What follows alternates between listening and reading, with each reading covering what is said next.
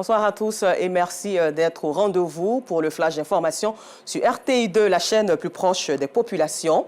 En société, le chef du village, rois et cantons sont des garants de sociétés africaines hiérarchiquement bien organisées. Ces élus de Dieu, selon la religion, avaient des activités génératrices de revenus, chants, kermesses et bien d'autres. Cette tradition se perpétue en pays Akan. Chez les Achans, l'opinion publique pense que cette valeur a perdu son essence. Les chefs ne travaillent pas, se sont transformés en agents immobiliers vu les différents conflits fonciers dans les différents villages. Magès, Nangui et bien d'autres chefs sont universitaires, gagnent bien leur vie et veulent transmettre d'autres valeurs à la nouvelle génération pour une paix durable dans le pays Achan. Le portrait donc de Magès Nangui, chef du village de Songon-Dagbe, entrepreneur avec notre équipe de reportage constituée de Théodore Zouzou, Gilles Tonien et Sidiki Ouattara vous sera proposé dans le 19h30. Et c'est un endroit privilégié des Abidjanais, aisés ou non, des expatriés et touristes pour le week-end. Longue d'une quinzaine de kilomètres, c'est une presqu'île étroite de 100 à 1000 mètres jonchée de luxueuses villas, paillotes et complexes hôteliers. Mais dans ce décor luxuriant, existe une voie méconnue qui conduit au Ghana voisin, au village de Newton. Et c'est une carte postale que vous propose Joël Gossé et Ouattara Sidiki dans la cité balnéaire d'Assini Mafia à 19h30. Et à la page religion, ce samedi 15 février, la cérémonie de distinction islamique de l'excellence, Ivoire Muslim Award, s'est tenue dans la commune de Makori. Et il faut souligner que cette cérémonie de distinction a eu lieu en présence d'Abdoulaziz Daramé et Gilles Tonien. Pour cette troisième édition des Ivoire Muslim Awards, IMA, ce sont au total 13 lauréats qui sont distingués pour leur travail remarquable et exceptionnel. Tous ces vainqueurs ont droit à un billet d'avion pour le voyage à la Mecque, tout frais payé et une enveloppe de 500 000 francs CFA. Un geste du parrain de cette édition. J'ai accepté d'être le parrain parce que c'est pour primer l'excellence dans la religion musulmane.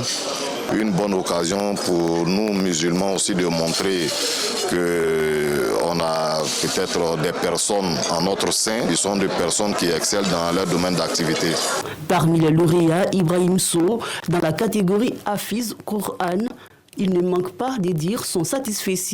C'est une joie immense, une fierté nationale. C'est une belle initiative qui, à sa troisième année, on prie Allah d'augmenter les années et d'augmenter aussi les efforts de ces initiateurs-là. Un pari réussi selon la promotrice de l'événement qui a décidé de faire de cette édition une particularité. Il y a beaucoup de particularités. L'enveloppe était déjà une particularité parce que l'année dernière, c'était 250 000 plus un trophée. Cette année, c'est 500 000 francs plus un trophée. Et c'était encore particulier parce qu'on avait prévu offrir le Hajj à 2 personnes. Encore la même personne qui nous a surpris l'année dernière, nous a encore surpris en offrant le Hajj à 13 personnes. Le cadre, il est particulier. Tout était des textes innovants. On a aussi ouvert une billetterie. Pour participer à la soirée de cette année, il fallait payer un billet, chose qui était gratuite l'année dernière. En fait, on est en train de tester le niveau d'acceptation de la communauté vis-à-vis de cet événement. Et on pense que l'événement est accepté et en train d'être accepté. Des défis futurs qu'elle compte bien mener. Les défis futurs sont énormes. Il y a de l'intérêt. Comment réussir à satisfaire toutes ces personnes. Le test qu'on a lancé cette année, on a eu 49 candidats. On sait que l'année prochaine, on en aura plus. Donc, comment réussir à contenir déjà tout cet engouement, à maintenir l'événement et surtout à avoir des ressources à chaque année pour pouvoir satisfaire cette demande. Ivoire Muslim Award est une cérémonie qui vise à promouvoir l'excellence dans toutes ses formes. Un reportage commenté par Assitan Diara. Terminons ce flash d'informations hors de nos frontières.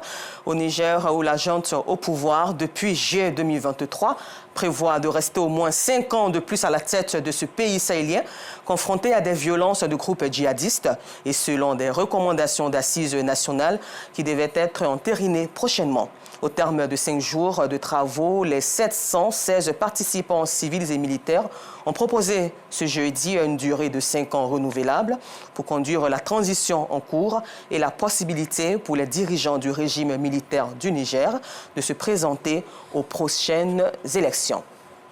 Merci et rendez-vous à 19h30 pour le temps d'information complet.